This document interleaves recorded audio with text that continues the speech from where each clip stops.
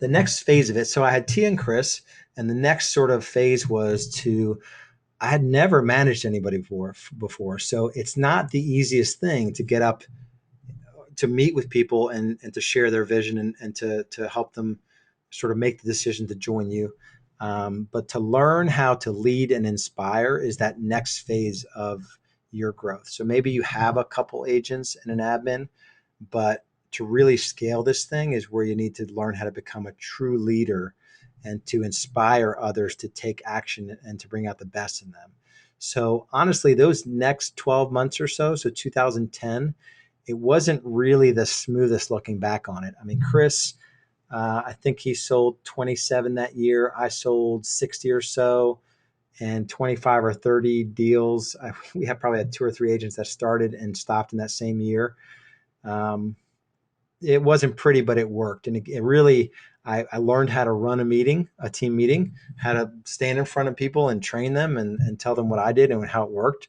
I learned the importance of accountability and how to bring out the best in people.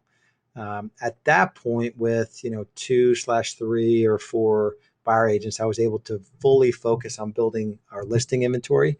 And there's a huge, huge shift for the teams in terms of lead quality. Leads from listings, specifically sign calls, are some of the best leads you can possibly get. 2010 wasn't a bad year. We sold almost 120 homes. The key here, and what I'm noticing as I consult on a higher level with agents, is that 100 sale hump, is a big deal. The infrastructure that you have to get over the 100 sale mark, it's not that much different to go to 200 to 300 to 400. So the key there, looking back and having the ability to look back and connect the dots, is getting over that 100 sale hump. So the next challenge was getting more help. One other important thing to note here is that through the end of 2010, we closed 118 sides, and Tia was the only admin that we had. She did all of the closings, all of the listing management, listing coordination, that sort of thing, and all of the sort of marketing admin and advertising admin functions. She was also running signs around and really just doing everything.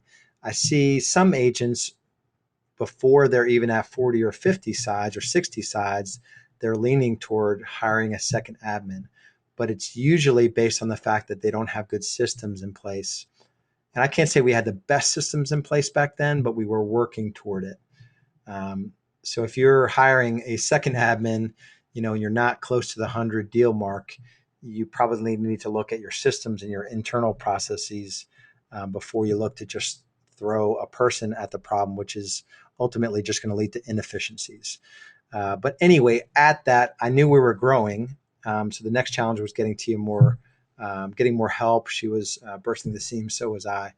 So our next staff hires, when I look back, 2011 was one of the most exciting years as our team really took form. Real quick side note, I bought a Remax franchise, a new franchise in December 2010, mostly because I was just kind of bullied out of my other franchise that I was in. They just capped the amount of growth that they wanted me to do, which is just weird. Within 2 weeks of a meeting I had with my former broker, I owned a Remax franchise. And but I had no intention of running it like a franchise. So I don't have independent agents. We just have our team in my franchise. At this point, our listing inventory was growing. I just added radio and lead gen was up. I hired a listing manager in January 2011, and then a seller ISA, who's Keely, who's now my sales manager, in April 2011. She got licensed and she was up and running in June 2011. This freed me up to just focus on really two things at that point. So I was working with some buyers, but mostly I would let my buyer agents show my buyer clients' homes, and I would just pay them as a showing agent. But really, my focus was on taking listings and growing the team. At that point, Remax required that we have a physical office space. We took a key man space up till the end of 2010. So through 120 sides, we were 100% virtual. We met once a week as a team in our our broker's office in a conference room, but we were 100% virtual up to that point. And we only opened the office we have now. We opened that office in July 2011.